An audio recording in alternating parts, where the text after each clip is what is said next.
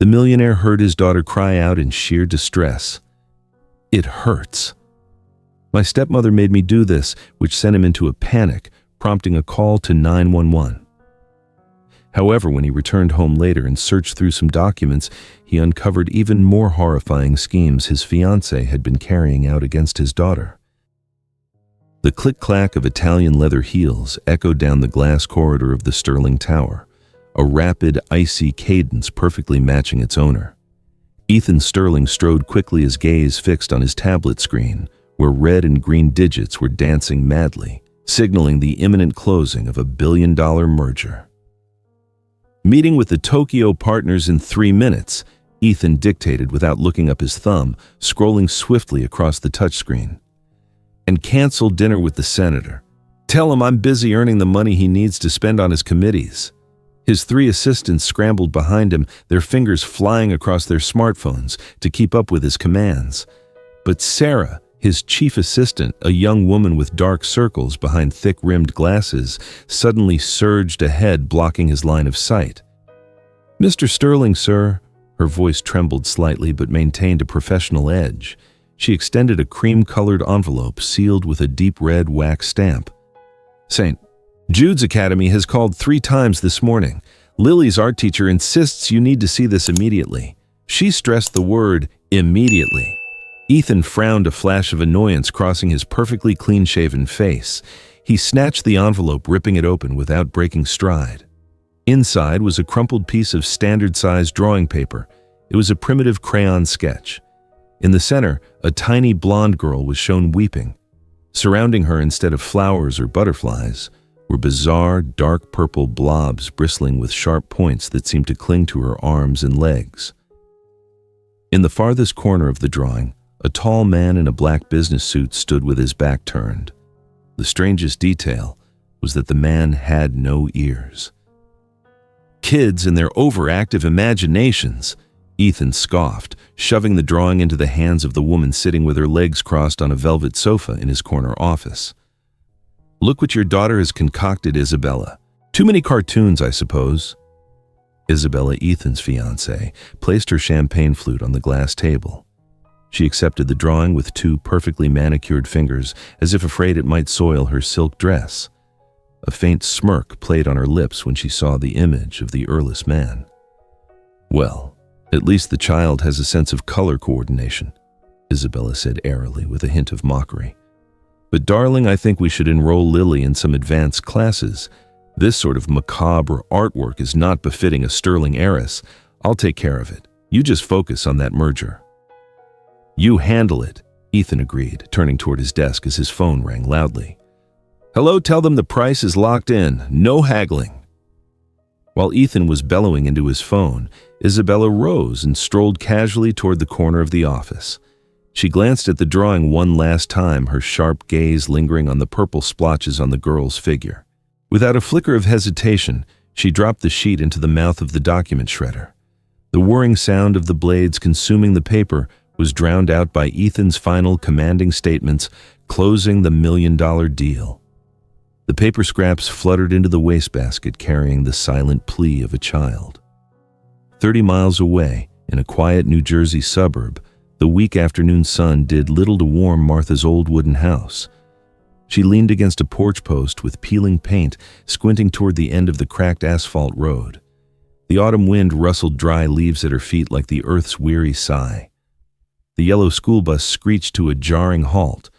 The door hissed open, but no small figure skipped down the steps as usual. It took a long moment before Lily appeared. She descended the bus steps with visible difficulty, clutching the cold iron railing. Martha's brow furrowed and she hobbled quickly to the gate. Lily wasn't running toward her. She walked with her head bowed, dragging her oversized backpack along the ground, each step halting and heavy as though she were shouldering the weight of the world. "Lily, my little pumpkin," Martha called out, her voice filled with concern. She bent down to take the backpack. "Don't, Grandma," Lily whimpered, wincing, as Martha's hand inadvertently brushed her calf through the white uniform socks. It hurts so much." Martha gasped and knelt immediately on the cold pavement. Her frail hands trembled as she gently lifted the hem of her granddaughter's skirt. What met her eyes was not the smooth skin of a 6-year-old, but terrifying patches of purplish-black discoloration. The bruises stretched from her knees up to her thighs, deep, dark, and swollen. "Oh, goodness gracious, Lily," Martha choked out, covering her mouth to stifle a sob. "Who did this? Were you pushed around by other children?" Lily shook her head violently, tears streaming onto the shiny black leather shoes Ethan had sent home just last week. "Not friends," the little girl whispered, her voice shaking with fear. "It was my step. My stepmom said these were the corrections the teachers gave me because I couldn't sit still." Martha's heart seemed to stop. Corrections Isabella and the teachers involved. Did they inflict this level of discomfort on the child? She immediately pulled the old flip phone from her cardigan pocket, her aged hand shaking as she speed-dialed number 1. Back in Manhattan, the Sterling Capitol conference room was hushed, awaiting Ethan's final nod. His phone vibrated urgently on the glossy mahogany table. Ethan glanced at the caller ID, Mom. He intended to silence it, but a gut feeling told him something was terribly wrong. He picked up, holding the phone to his ear without taking his eyes off the contract. "Ethan. Ethan, please." Martha's fractured voice mixed with the sound of a child's broken sobs broke the silence through the speaker. "You have to come home now. Lily, she's hurt. She says the teacher and your fiancé gave her a correction. Her legs, oh Lord, they're black and blue." The expensive fountain pen in Ethan's hand froze a long streak of black ink bleeding onto the $1 million contract. Lily's crying through the phone line was like a drill, bit boring straight into his chest, awakening the protective beast slumbering beneath his sophisticated exterior. "Get the car ready, right now!" Ethan roared, leaping up so forcefully that the leather chair behind him crashed to the floor. Ethan bolted out of his private elevator, leaving stunned faces of the board members behind him. "Bring the car around," Ethan shouted into his walkie-talkie, striding across the main lobby of the Sterling Tower. "And call David. Tell him to mobilize the entire Level 1 security detail. We are going to St. Jude's immediately." 5 sleek black Cadillac Escalades tore through the Manhattan drizzle engines, roaring as they sped toward the exclusive Upper East Side. Inside the lead vehicle, Ethan sat motionless like a stone statue, his hands gripping his phone so tightly that his knuckles were white. He dialed the number of the corporation's chief legal counsel. "Draft an emergency lawsuit." His voice was deep and cold, laced with undisguised menace. "Child endangerment, intentional infliction of bodily harm. Whatever charge will put those people behind bars for a long time. I want that school's operating license suspended this very afternoon." "But Mr. Sterling, we need concrete proof before—" "The proof is my daughter is hurting," Ethan snapped, cutting the lawyer off. "That is all the proof I need. Get it done." The car screeched to a stop in front of St. Jude's Academy's archaic stone archway. Without waiting for the driver, Ethan violently pushed the door open and stepped out. He was no longer the polished businessman on the cover of Forbes magazine. Now he was a father seeking justice through the might of his resources. 10 massive bodyguards in dark suits surrounded him, forming a spearhead that pierced the school's flimsy security perimeter. Parents picking up their children parted to either side, their eyes wide with fear and curiosity fixed on the man walking with a destructive aura. Headmaster Thompson, with his neatly combed gray hair and tailored gray suit, scurried out of his office. Sweat beaded on his forehead, disrupting his usual composure. "Mr. Sterling, what is the meaning of this?"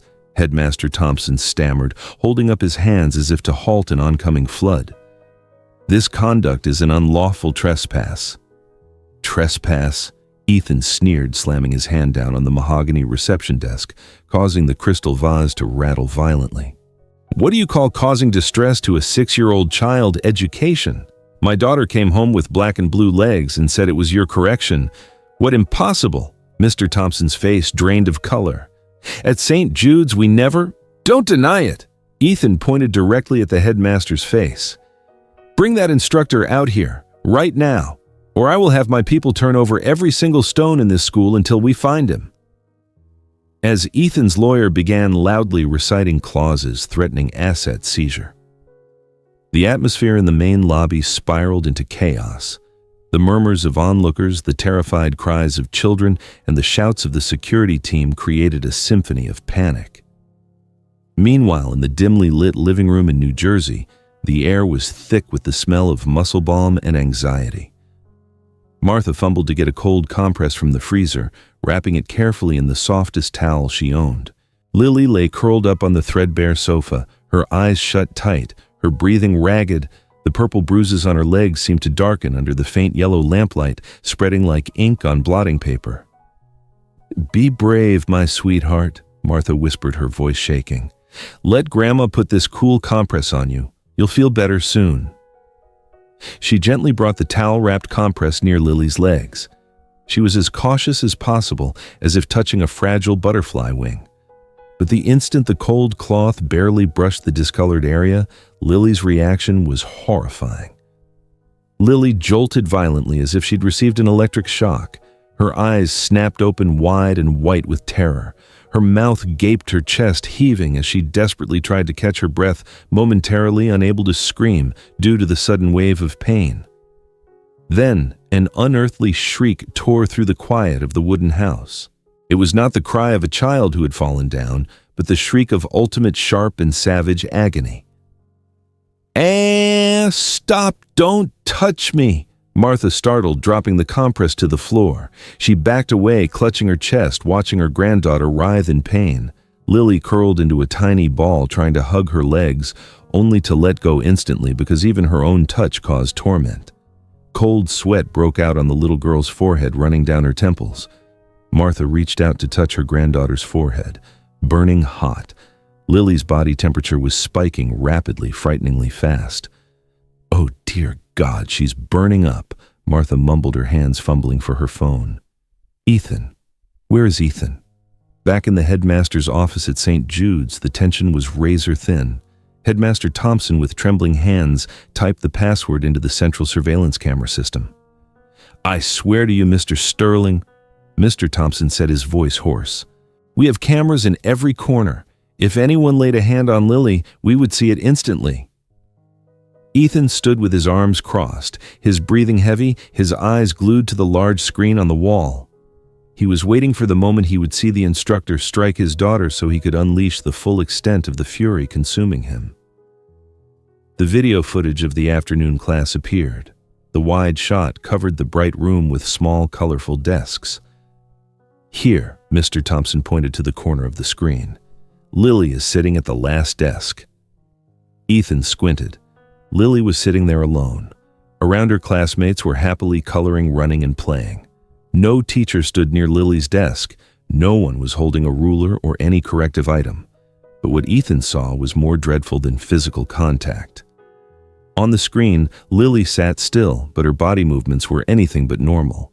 She constantly grimaced, her jaw clenched tight. Her small hand kept reaching up to grip her calves, then moved to rub her shoulders, then her stomach. Every few seconds, her body gave a slight twitch, as if invisible needles were pricking her from the inside. She was crying, but no one noticed. She was suffering in silence amidst a noisy classroom. "No one touched her," Mr. Thompson whispered, both relieved and baffled. "You see, no one." Ethan stood paralyzed. The burning rage inside him suddenly cooled, replaced by a chilling sensation that ran down his spine. If no one hurt her, why was she in such agony? Why were her legs bruised? Ethan's phone vibrated violently on the mahogany desk, shattering the deadly silence. The screen showed the name Mom, but this time when he answered, it wasn't a narrative or weeping. There was only desperate, ragged gasping mixed with heart-wrenching moans of pain in the background.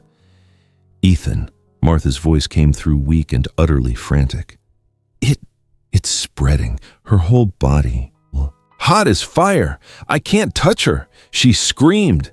"Ethan, save her!" Lily's cries echoed through the phone speaker, desperate and utterly exhausted. He didn't say a word to Headmaster Thompson. He didn't care about the lawyers or bodyguards standing dumbfounded. Ethan spun around, sprinting out of the headmaster's office like a madman. He ran headlong down the long corridor, shoving aside anyone in his path, bolting toward the car waiting outside the gate. In his mind, there was only one thought: he was racing against an invisible menace, and he was falling behind. Ethan Sterling's black Cadillac sped like an arrow through the wind on the lonely suburban road, leaving behind dark, scorched tire marks on the damp asphalt.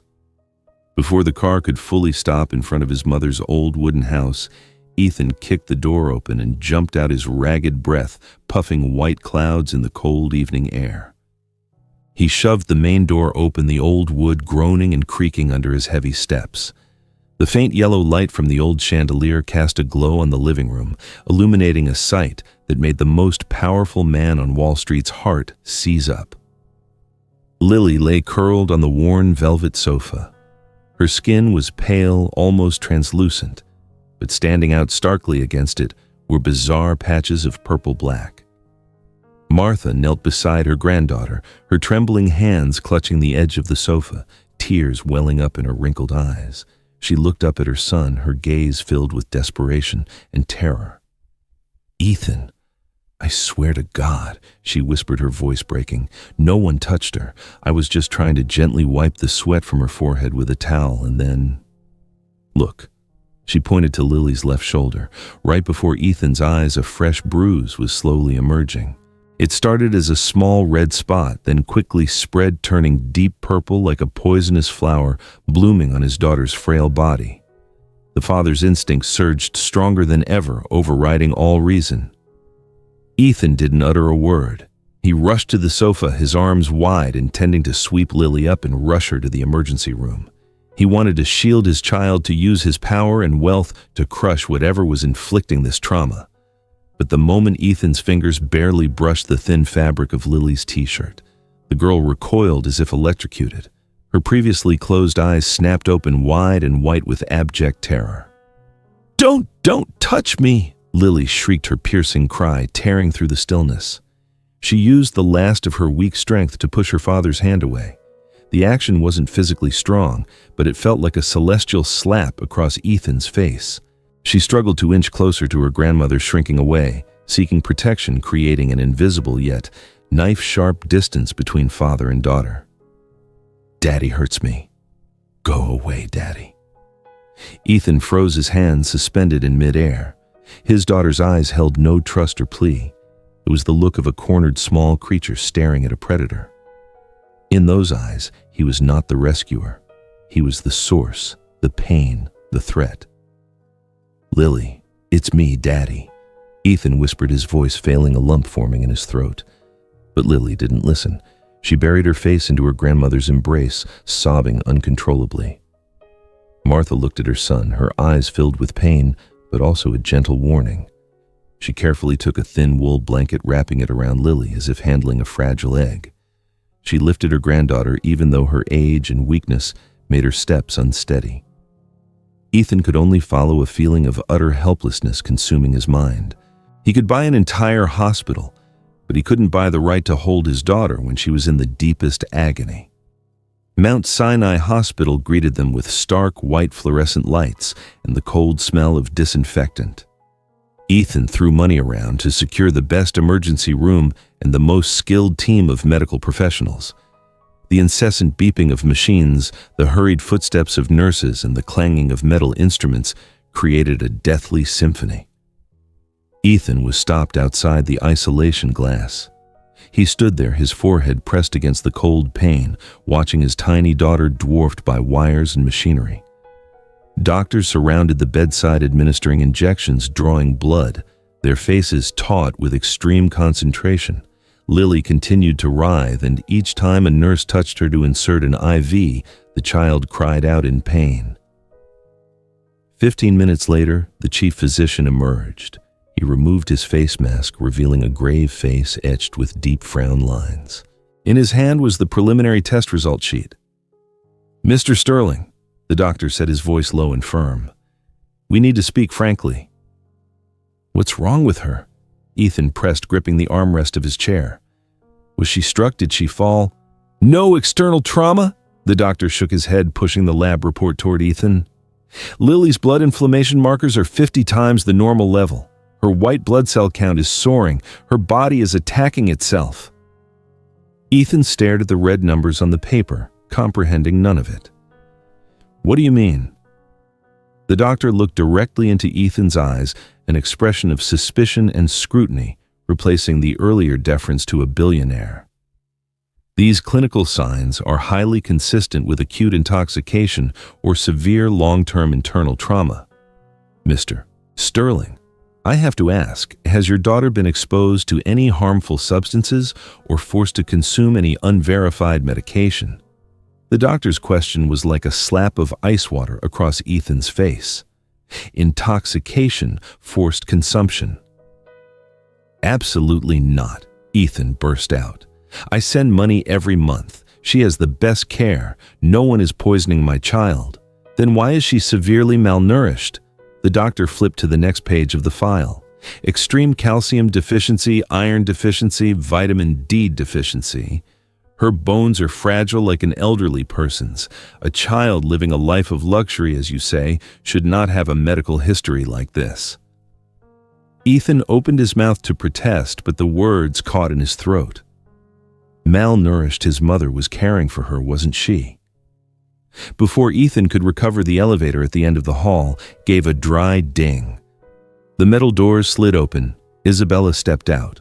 She wore a flawless tailored black designer dress that accentuated her slender figure, her face subtly made up, radiating an air of perfect, controlled concern.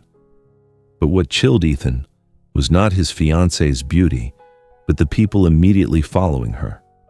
2 police officers in full uniform, hands resting lightly on their sidearms, and walking between them was a middle-aged woman with thick-rimmed black glasses, wearing a stiff gray suit, clutching a thick folder.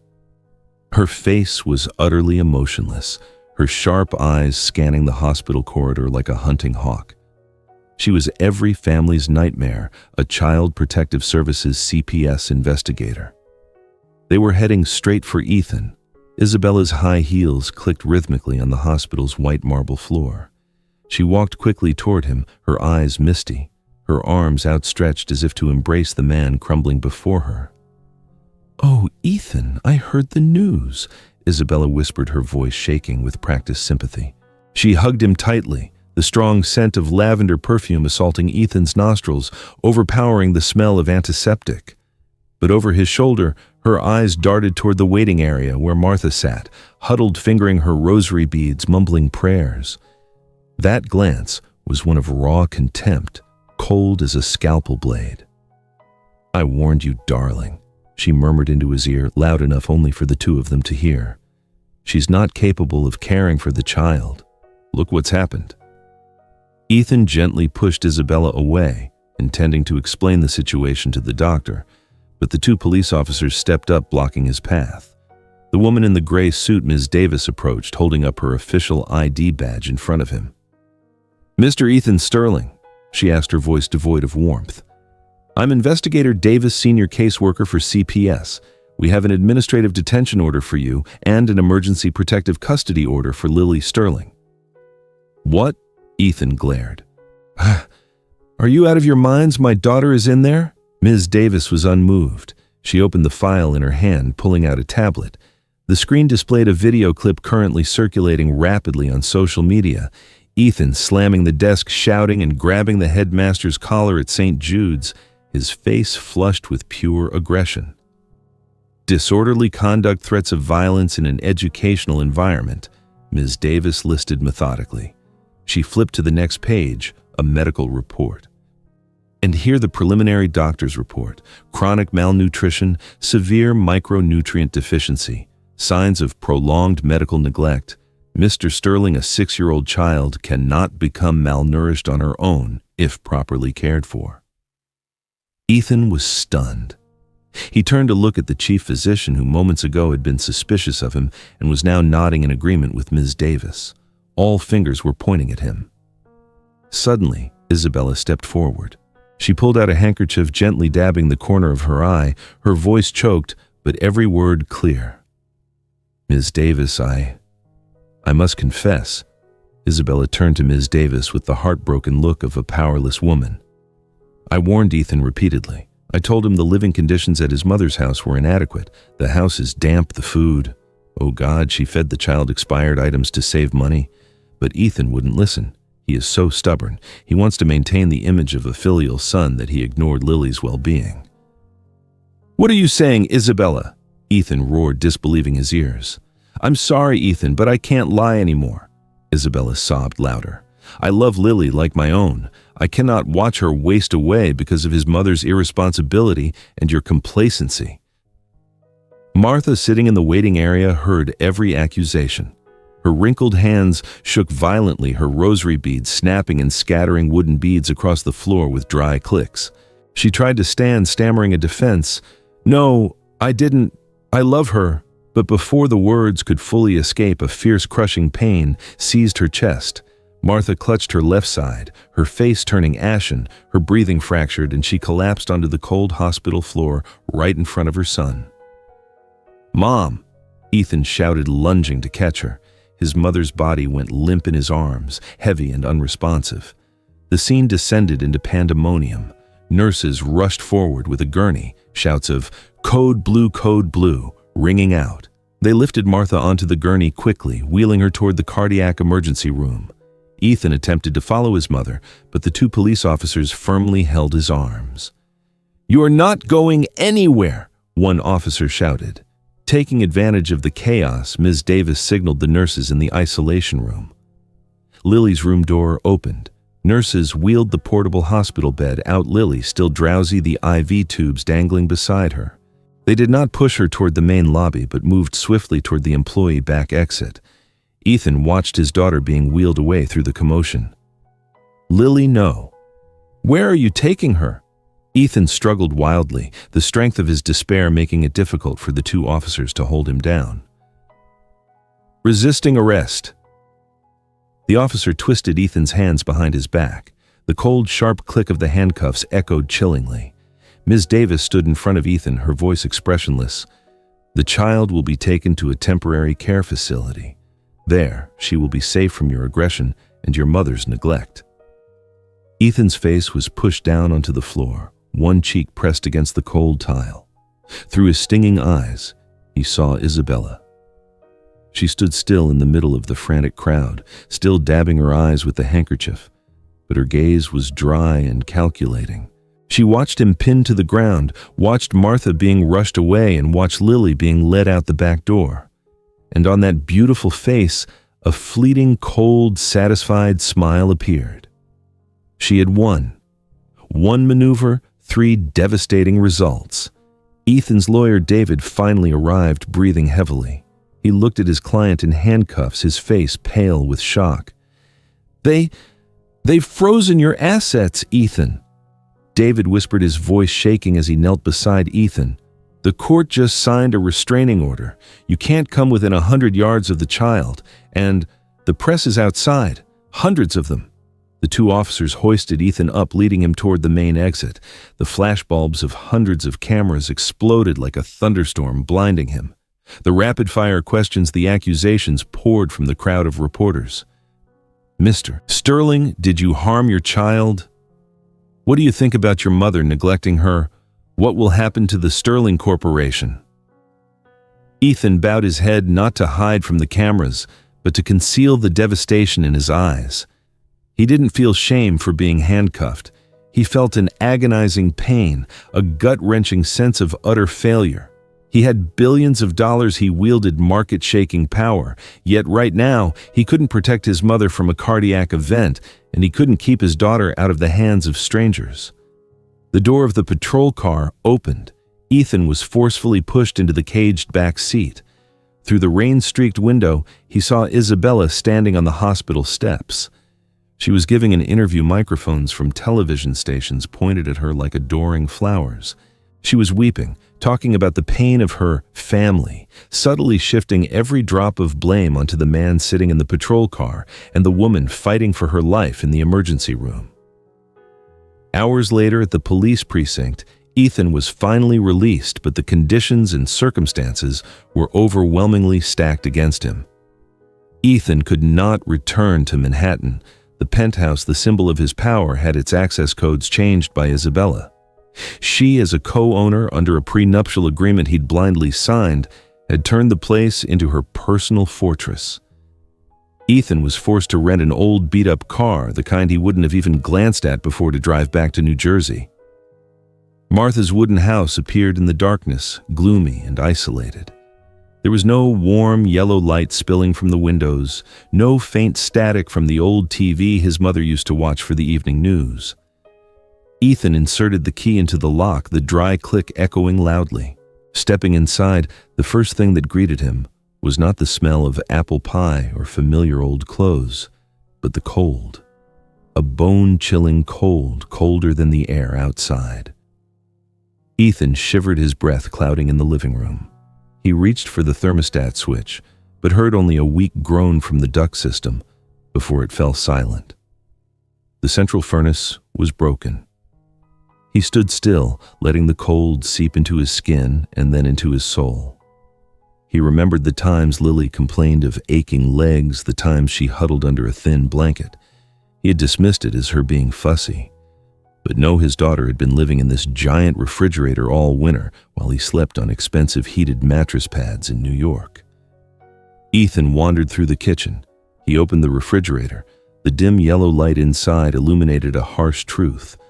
2 eggs left on the tray, a bunch of wilted kale, the edges turning brown, a half-empty carton of milk. No meat, no fish, none of the expensive supplements he thought his mother was buying for her granddaughter. He had been sending $5,000 every month. Where did the money go? Hunger and exhaustion made Ethan dizzy. He went into his mother's bedroom to look for her repair toolkit, hoping to fix the damn furnace. He knelt down under the bed, fumbling in the darkness. His hand brushed against a cold metal object. He pulled it out. It was an old tin cookie box, the paint peeling away. Ethan was about to set it aside, but the loose lid popped open. The contents scattered across the wooden floor. No needles or spare change as he'd expected. The floor was strewn with empty medicine blister packs and papers. Ethan picked up one blister pack. Amlodipine, his mother's high blood pressure medication. He squeezed the empty slots. Nothing left. Next to it was a stack of neatly flattened pharmacy receipts. He picked up the receipts. Children's ibuprofen, fever reduction patches, multivitamins. The dates on the receipts matched the days his mother hadn't purchased her blood pressure medicine. She had gone without her medication. She had gambled with her own life day by day to provide temporary comfort for Lily's pain. Ethan felt his chest constrict. He picked up the remaining papers. They were letters without stamps or postmarks, folded neatly. He opened the first one. Lifeless machine-printed words assaulted his eyes. Useless old woman. Do you think your son needs you? He just sends money to shut you up. You are a burden to him. Ethan opened the second, his hands starting to shake uncontrollably. Look at that child. Her sickness is your fault. You are poisoning her with your poverty and ignorance. Let her go. Die so the child can live happily with her new mother. The third, the fourth. Dozens of letters filled with malicious content aimed at shattering the self-worth and pride of a mother and grandmother. They were written to break Martha's spirit, making her believe her existence was the cause of her granddaughter's misery. Ethan brought one letter to his nose. A faint scent triggered a clear, agonizing memory.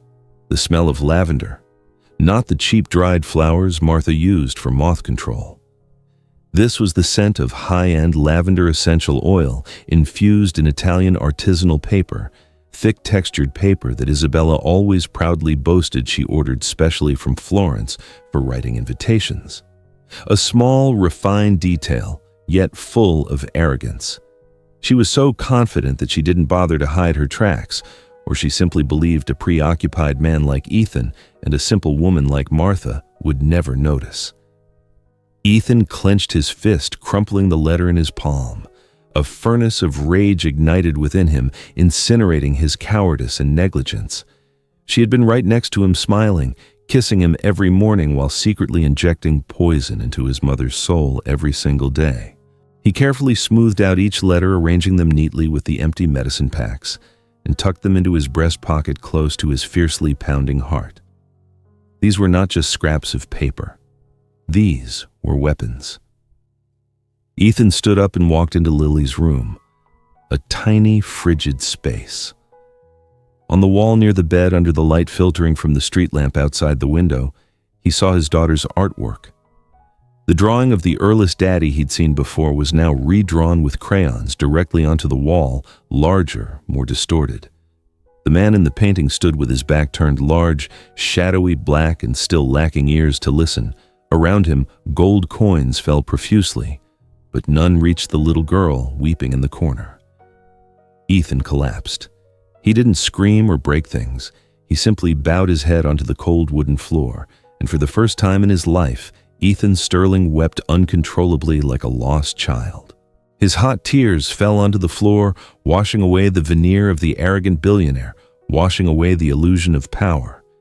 He realized he was tragically poor. He had nothing. 10 minutes later, Ethan stood up. He wiped his tears dry with his shirt sleeve. He took off his crumpled, expensive suit jacket, rolling up his shirt sleeves past his elbows. He went to the storage shed, pulling out his father's old toolkit. In the frigid house, under the faint light of a flashlight, the man who only knew how to sign multi-million-dollar checks began crawling on the floor, laboring to loosen every screw connecting every electrical wire of the dilapidated furnace. Sweat mixed with dirt covered his face. Engine oil smeared his hands that had never known hard work. A clank sounded, followed by the heavy whirring of the fan. Ethan held his breath. A spark flashed, and then a small blue flame ignited in the combustion chamber. Warm air began to creep out of the vents slowly but steadily, driving away the deathly chill that had haunted this house all winter. Ethan sank onto the floor, leaning his back against the wall, watching the blue flame dance. To him, it wasn't just fire. Billionaire Ethan died tonight, and from those ashes, a father was taking his first tentative steps. The morning sunlight did little to alleviate the stifling atmosphere at the Social Services Center. Ethan arrived 30 minutes early. He had showered, shaved, and put on the cleanest, crispest white shirt he could find. In his hand was a large gift bag wrapped in glittering cellophane. Inside was the latest generation smart robot capable of talking and dancing, which he had his former assistant frantically procure for triple the price. He sat in the small visiting room, adjusting his collar, practicing a welcoming smile. He imagined Lily squealing with delight, running to hug him, and the distance between father and daughter dissolving with this expensive toy. The door opened. Ms. Davis led Lily in. Ethan stood up quickly, a radiant smile on his face, but the smile instantly froze. Lily wore a baggy gray sweatshirt and pants from the center, her blonde hair, usually styled by Martha, now tied up hastily. Her face was gaunt, her eyes shadowed, staring down at the floor, avoiding all communication. "Hello, sweetheart," Ethan said, trying to sound enthusiastic. "Look what Daddy brought." He tore off the wrapping paper and placed the robot on the table. He pressed the button. The robot started playing loud music, its LED lights flashing, its arms and legs gyrating. "It sings, Lily. It can even answer your questions. Do you like it?" His reply was silence. The cheerful music of the robot blared jarringly, isolated in the empty room, intensifying the awkward and tragic atmosphere. Lily did not look at the robot. She walked around the table, chose the chair farthest from Ethan, and sat hunched over facing the white wall. "Lily." Ethan called softly, turning the robot off. Lily still didn't turn around. She spoke in a tiny voice, not to him but to Ms. Davis, standing guard at the door. "Miss, when is the time up? I want to go back to my room." That innocent question felt like a bucket of ice water thrown in Ethan's face. He realized the painful truth. The child would rather be in a strange room with unfamiliar children than here with her father. His presence, his gift, was merely an hour-long punishment for Lily. Ethan looked at the expensive robot lying abandoned on the table. It was soulless and cold, just like how he had treated his daughter for the past 6 years. Money couldn't buy love. Money couldn't even buy a glance. He silently placed the robot back into the bag. He pulled his chair back a little, and instead of sitting on it, he sat down on the cold floor. He didn't force her to turn around, didn't demand a hug. He just sat there silently observing his daughter's small, trembling back. "Daddy won't say anything," Ethan whispered. "I'll just sit here with you."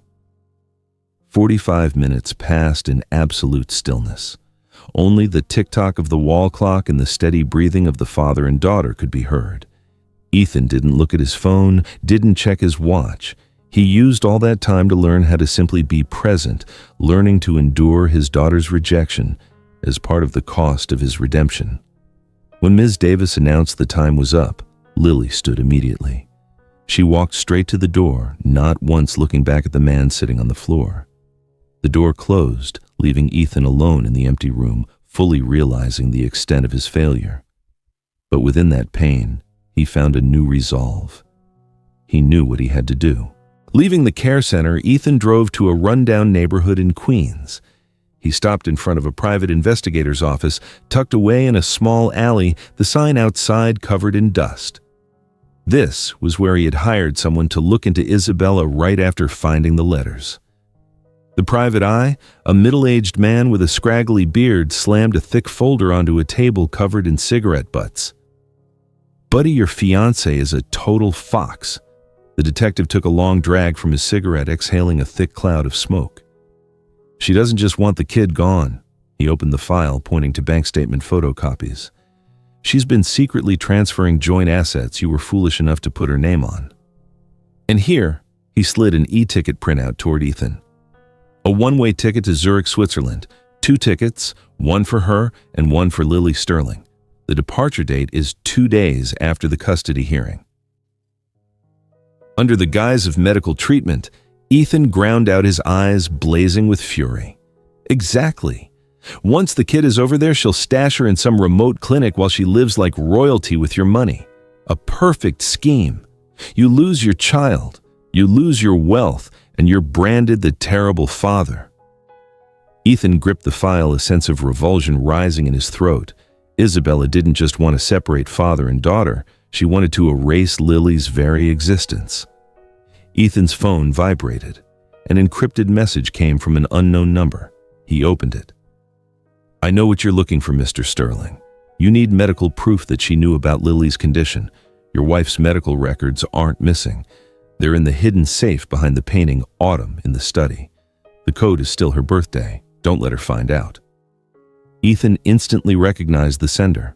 It was Annie, the loyal former nanny Isabella had fired 6 months ago under the pretense of laziness, but in reality, because Annie had started questioning Lily's diet. He texted back a single word: "Thanks." Ethan stepped out of the detective's office. The sky was dark. Heavy rain began to fall. He drove back to Manhattan, pulling over on a street hidden behind the Sterling Tower. He looked up to the top where his penthouse was brightly lit. There, Isabella was basking in her victory, perhaps sipping wine and packing for her Swiss getaway. Ethan pulled the hood of his jacket over his head, blending into the darkness. He approached the back technical door of the tower, bearing his own name, the night wind chilling his neck. His fingers typed the worn old code. The archaic numbers still worked. A soft click sounded. The door sprang open, swallowing him into the shadows of the very building he once commanded. Ethan didn't use the elevator. He climbed the first 10 flights before deciding to slip into the ventilation system on a technical floor. The duct was narrow and dusty, the cold metallic smell stinging his nostrils, but he crawled forward inch by inch, heading toward the penthouse on the tower's apex. He knew the building's blueprint better than anyone, every camera blind spot, every secret passage he'd designed for emergencies, though he never imagined the emergency would be breaking in to steal evidence from his own fiancée. Lowering himself onto the thick carpeted hallway of the top floor, Ethan held his breath. The apartment was silent save for the faint whir of the central air conditioning. He moved stealthily in the dark, hugging the wall, avoiding the red scanning eyes of the security cameras. The door to Isabella's study was ajar. Ethan gently pushed it open and stepped inside. The room reeked of lavender perfume, a scent that once intoxicated him, but now made his stomach clench with disgust. He turned on his phone flashlight, the stark white-blue light sweeping across decorative bookshelves filled with leather-bound books that had never been opened. Ethan walked to the oil painting Autumn, hanging on the wall behind the desk. It was a painting he'd given Isabella for their 1-year anniversary. He lifted the heavy frame down, setting it gently on the floor. Beneath it was a small built-in wall safe. Ethan's hand trembled as he reached for the keypad. He took a deep breath, entering the birthday of his late wife, Rachel. Isabella had always mocked him for being sentimental and weak for lingering on the past. The safe door swung open. Ethan exhaled a cold puff of air. Inside the safe, there was no money or jewelry, only an old medical file clipped together with a red leather-bound journal. Ethan picked up the file. It was Rachel's medical record from 10 years ago, the yellowed pages detailing her battle with systemic lupus erythematosus and autoimmune arthritis. He opened the red leather journal. Isabella's handwriting was sloping and meticulous. September 15th. The child started complaining of joint pain after eating the fake gluten-free cookies. The plan is progressing well. Ethan is still stupidly convinced it's the weather. October 20th replaced the entire box of bone supplements with cheap black market protein powder. It contains extremely high levels of chemical sugars and preservatives. Rachel's doctor flagged these substances as detonators for the illness gene. Let's see how long the child can endure. Ethan rapidly flipped through the pages, each line a stab to his heart. Isabella wasn't just cruel, she was documenting her crime like a scientific achievement. She had turned his daughter into a guinea pig for her financial ambitions. He pulled out his phone, photographing every page of the journal, every page of the medical file. His hand was shaking violently, yet the images were crystal clear. Once finished, he stuffed both the journal and the file into his backpack. Ethan tiptoed into the kitchen. He opened the dry goods cabinet where Isabella neatly organized Lily's expensive supplements. He opened a container labeled organic calcium. Inside was a beige clumped powder that smelled harshly of cheap chemicals. He scooped all the fake medicine containers into his backpack. This was physical evidence. Ding! The elevator chime echoed in the stillness. Ethan froze. He checked his watch. 2 in the morning. Isabella was home. The clack-clack of high heels sounded in the main hallway. Ethan couldn't escape through the front door. He scanned the room, his eyes landing on the emergency staircase hidden behind the wine cabinet. He lunged toward it gently, opening the door and slipping out just as Isabella's humming echoed through the living room. The emergency exit door shut behind him with a soft clack. Ethan leaned his back against the wall, panting. He started running down. 50 flights of stairs. He ran desperately in the darkness of the stairwell, his footsteps echoing like a battle drum. Each step on the cold concrete was one more piece of his old self shed away. He was terrified of being caught and disgusted by the woman sleeping in his home, but above all, he felt an intense fire of determination burning within him. The next morning in the small kitchen in New Jersey, the weak sunlight filtered through the dusty window. Ethan stood by the kitchen counter, his eyes sunken and bruised from a sleepless night. Before him lay a whole chicken, a heap of carrots, celery, and onions. He picked up his mother's dull butcher knife. His hands, accustomed only to signing checks and holding wine glasses, were now clumsy and awkward. He tried to chop the chicken into quarters as instructed by an online tutorial. Whack! The knife blade slipped off the slippery chicken bone, slicing sharply into his left index finger. Blast it! He muttered quickly, wrapping the wound with a paper towel. Blood soaked the white paper, but he didn't stop. He didn't have time for a proper Band-Aid. He had to finish this soup before visiting hours. He continued wrestling with the chicken with one injured hand. He tossed everything into a pot of rapidly boiling water on the old gas stove. 5 minutes later, the broth boiled over. Foam and chicken fat spilled onto the burner. A flame flared up, licking at Ethan's shirt sleeve. He jumped back quickly, turning off the stove, but the fire had already left a scorched mark and a blister on his wrist. The acrid smell of burnt fabric and spilled broth hung heavily in the air, clinging to his hair and clothes. Ethan looked at the cloudy, slightly burnt pot of soup. A failure. He dumped everything into the trash. He took out the second chicken from the refrigerator, starting over. Washing vegetables, chopping chicken, monitoring the heat. The second time he forgot to skim the foam. The soup was as murky as ditch water. Dumped. The third time. Ethan stood guard by the stove, sweat running down his face. He dared not take his eyes off the pot for even a second. He adjusted the flame to a low simmer, patiently scooping out every bit of foam that rose to the surface. He seasoned it with a pinch of coarse sea salt, avoiding any packaged seasoning or stock cubes. 2 hours later, the soup was complete.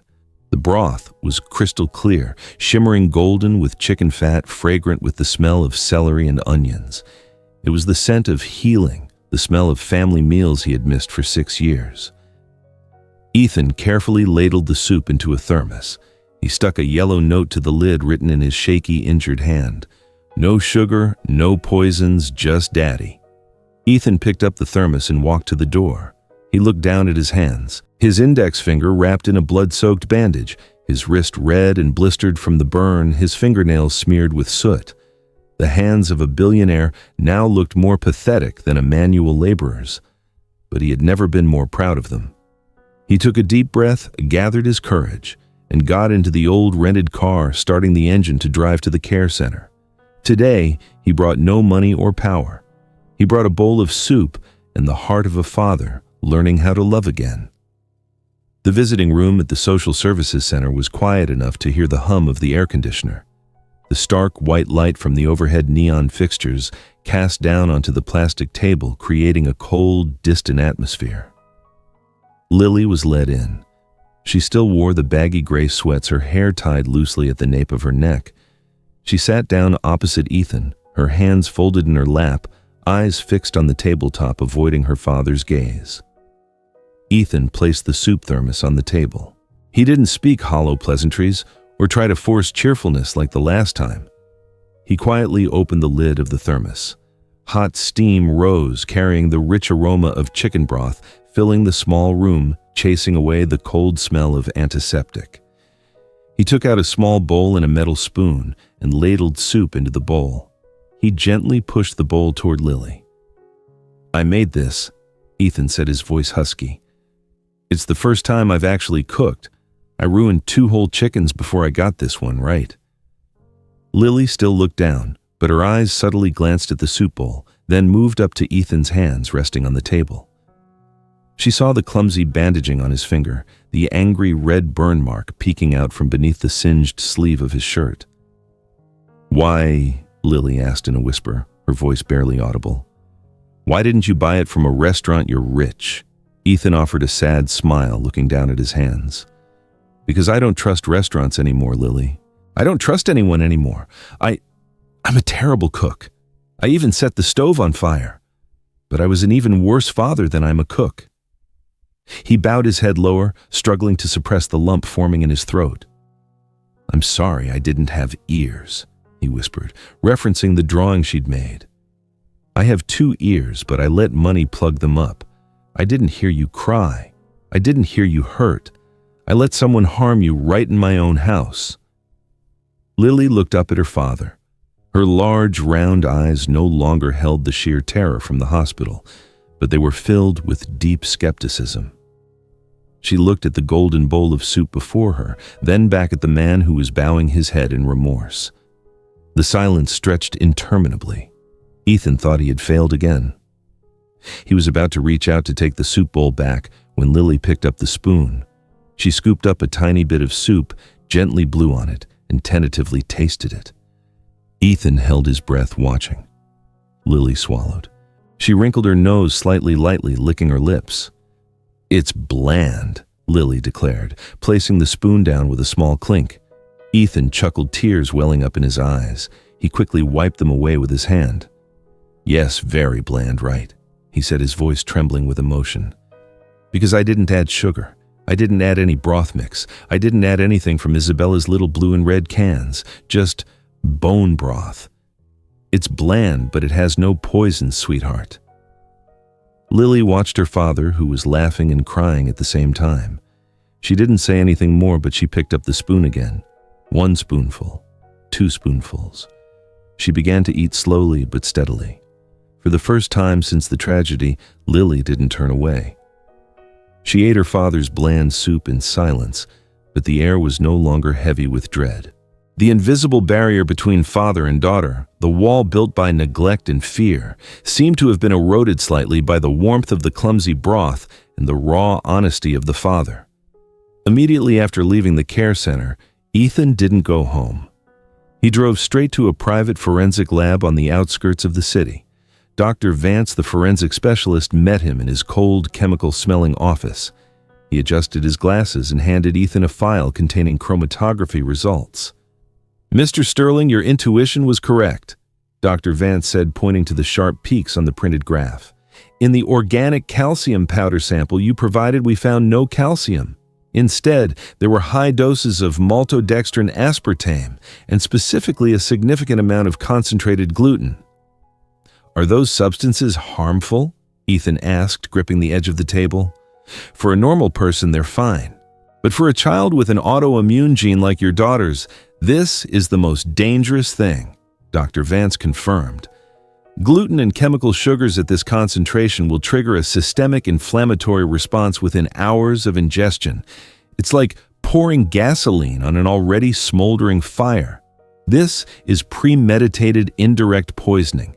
It's highly sophisticated because it doesn't leave toxins in the blood like arsenic, but rather causes the body to destroy itself." Ethan took the file, the weight of it feeling like Isabella's death sentence. Indignation flared in his chest, hotter than the flame that had burned his hand this morning. "Thank you, doctor," Ethan said, his voice icy. He pulled out his phone and called his lawyer, David. "David, I have the evidence. This isn't civil court anymore. This is a criminal case. File it immediately. I want tomorrow's custody hearing to be a trial for a felony." Ethan stepped out of the lab. Dusk was settling. He looked up at the stone statue of Lady Justice, placed solemnly in front of the district courthouse across the street. The goddess was blindfolded, holding scales and a sword. Ethan gripped the car door handle, knowing that tomorrow he would have to personally remove that blindfold. The battle ahead would not only expose the devil in disguise that was Isabella, but also lay bare his own guilt, neglect, and cowardice before the court of his conscience. He was ready to face the judgment as long as his daughter was safe. Time marched on, and the day of the hearing arrived. The heavy wooden doors of the Manhattan District Court closed behind Ethan, shutting out the noise of the city streets. Ethan sat motionless at the defendant's table, his hands tightly clasped on the cold oak surface. Opposite him, Isabella sat straight-backed, her pristine white suit accentuating the arrogance on her meticulously made-up face. Her legal team was projecting a video clip Ethan leaving in the middle of Lily's first ballet recital 3 years ago to take a phone call. "Your Honor," Isabella's lawyer stated, his voice sharp and loud, pointing at the large screen. "Is this the face of a father, a man who can earn billions but cannot spare 5 minutes to watch his child dance? He is undeserving of custody. His wealth is merely a facade for a barren and heartless soul." The accusations rang out sharp as knives, cutting into Ethan's self-respect, but he offered no rebuttal. He bowed his head, accepting every criticism as a lash across his conscience. They were right. He had been that kind of a scoundrel. The judge pounded the gavel, demanding order. "Defendant, do you have any evidence to counter this narrative?" Ethan slowly stood up. He had not brought his lawyer with him. He walked up to the witness stand, holding only a thin file and the old red leather journal. "I will not argue against my past, Your Honor." Ethan said, his voice low but clear. "I was a terrible father. I admit it." He placed the journal on the judge's bench, then took out the forensic lab results. "But today I stand here to speak about a different kind of crime. A crime meticulously calculated under the guise of love." Ethan read aloud the entries from September 15th and October 20th in the journal. His voice echoed through the courtroom, Isabella's words sounding like chilling confessions. He held up the lab results. "In the food supplements Ms. Isabella forced my daughter to consume daily, we found inflammatory agents. She was fully aware of my late wife's genetic illness. She used my daughter's very meals as a weapon for slow, deliberate destruction. Isabella's face went white. Her makeup couldn't conceal the sudden pallor spreading across her cheeks. She shot up from her chair, knocking over a glass of water. "Lies!" Isabella screamed, her voice cracking with panic. "You fabricated the evidence, you framed me." But the judge had already picked up the journal, flipping through the pages. He frowned, his stern eyes fixed on Isabella. "Ms. Isabella, this handwriting has been forensically verified to match your signature on legal documents. How do you explain these entries?" The entire courtroom held its breath. Isabella looked around, seeing the horror in the jury's eyes, the apprehension of her own counsel. The wall of lies she had painstakingly built was collapsing. Suddenly, Isabella began to laugh, a shrill, wild sound that pierced the deathly silence. She stopped denying the charges, her beautiful face contorted in raw fury. She pointed a trembling finger directly at Ethan. "Fine, I'm the villain, I did all of it," Isabella shrieked, no longer hiding anything. "But who do you think gave me the opportunity? You, Ethan, you did." She stepped away from her table, advancing toward him like a cornered animal striking back. "You were never home. You didn't know what your daughter ate, what she was allergic to. You let your mother live in that cold little shed and called it filial piety. I was just the person who stepped into the vacuum you created. I exploited your neglect to achieve my goal. If you had been a real father from the beginning, my petty schemes would never have worked. You are the accomplice in hurting your own child." Ethan. Isabella's accusation was a poisoned arrow piercing Ethan's final layer of armor. He froze, rooted to the spot. He wanted to scream to refute her, but his throat was constricted, because he knew she was right. His negligence was the fertile ground where evil had taken root. He had opened the door and handed the devil the key to his daughter's room. The courtroom fell silent. No one dared breathe heavily. The judge looked at Ethan, his eyes no longer holding the initial contempt, but instead deep reflection. "The court rules." The judge pounded the gavel, the sharp sound echoing. "Ms. Isabella is to be detained immediately for child endangerment and intentional harm. Sentencing will be determined in a subsequent criminal trial." 2 police officers approached and handcuffed Isabella. She did not resist, only giving Ethan one last look of utter disdain before being escorted away. The judge turned to Ethan. "Mr. Sterling," he said, his words precise, "the court grants you custody, but not because you are innocent. The court grants you this opportunity because you are the only one left who can mend what has been broken. Do not let this child suffer from neglect again. This is your final opportunity." Ethan nodded a heavy acknowledgement. The police led Isabella out the back door. It slammed shut, leaving Ethan alone in the vast courtroom. He had won the case, he had his daughter back, but he felt no joy. All that remained was the crushing sentence of his conscience, a sentence with no release date. Ethan stepped out of the courthouse. The bright midday sun shone directly on his face, harsh and painful. He didn't feel warm. He pulled out his phone and dialed Martha's number.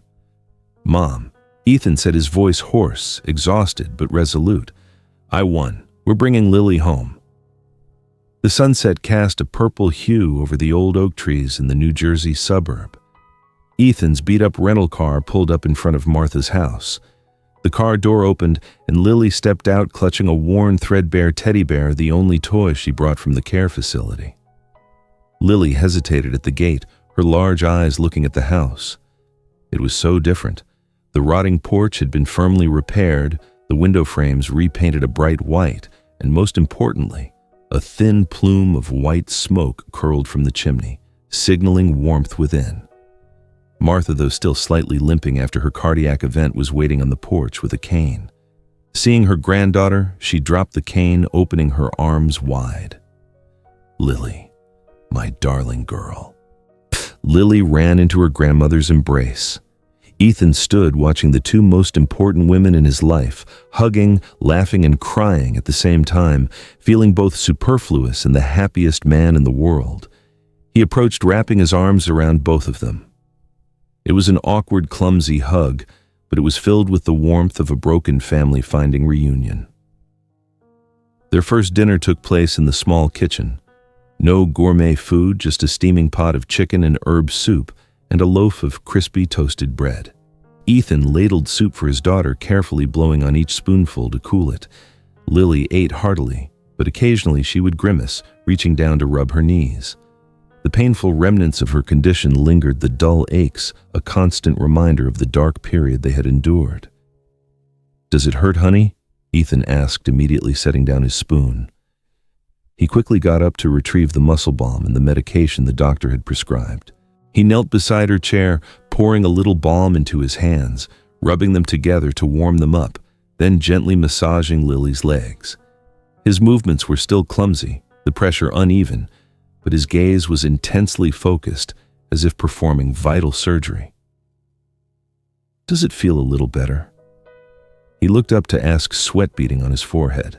Lily looked at her father and nodded gently. "It feels better now. Daddy's touch. It's warm." After dinner, Ethan tucked Lily into her bedroom. He had repainted the room himself in a soft sky blue, the color Lily loved. He sat on the edge of the bed, picking up the storybook, The Frog Prince. His deep voice resonated in the quiet space, trying to chase away the nightmares hovering over her sleep. Lily lay still under the blankets, her eyes wide open, fixed on her father. Suddenly, she sat up. "What is it, sweetie? Can't sleep?" Ethan asked anxiously. Lily didn't answer. She climbed out of bed, walking barefoot to her desk, reaching for the crayon box.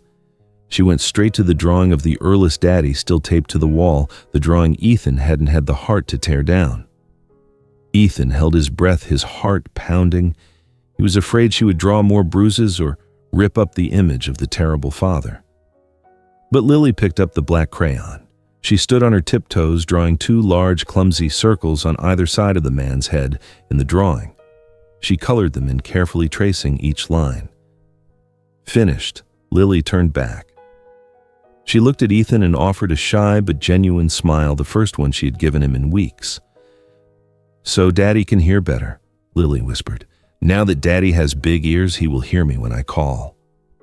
Tears streamed down Ethan's cheeks, hot and unrestrained. He didn't try to hold back anymore. He moved closer, kneeling down to her eye level. He opened his arms, and this time, Lily didn't back away. She stepped forward, wrapping her small arms tightly around his neck, resting her head on his shoulder. "I hear you," Ethan murmured into her hair, his voice choked with emotion. "I hear you, Lily. I promise." He reached out and turned off the overhead light, leaving only the soft yellow glow of the star-shaped nightlight. The shadows of the father and daughter merged onto the wall, blending with the picture of the father with the new ears. Ethan stepped out of his daughter's room, closing the door gently, as if afraid to shatter the fragile moment of peace. He walked out to the porch, sitting down on the wooden steps next to Martha. The night wind blew coolly. He looked up at the star-studded night sky of the suburbs, a sight he had never seen in neon-lit Manhattan. He was no longer the billionaire who held the world in his hand. His bank account was halved, his reputation damaged, his future fraught with difficulty. But looking up at the stars, Ethan smiled. He had lost the glittering world out there, but he had secured the most important little world right here in this wooden house. And this time, he would never let go. And that concludes tonight's bedtime story. We've followed Ethan Sterling on a journey from a world of ruthless finance to the simple, profound warmth of fatherhood. We witnessed the devastating consequences of negligence and the painful yet beautiful process of self-redemption. Ethan had to lose everything, his power, his fortune, his pride, to finally gain the one thing that truly mattered, the trust and love of his little girl.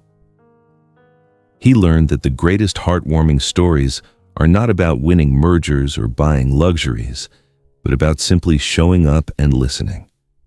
Lily's drawing of the new ears reminds us that presence is the most valuable currency we possess. We hope this touching story resonates with you and reminds you that it's never too late to open your heart and truly listen to the silent pleas of those you hold dear. What struck you the most about Ethan's transformation? Did this story move you? Please share your thoughts with us. Thank you so much for joining us and staying with us until the very end.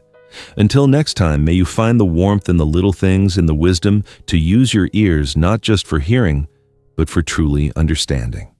Good night.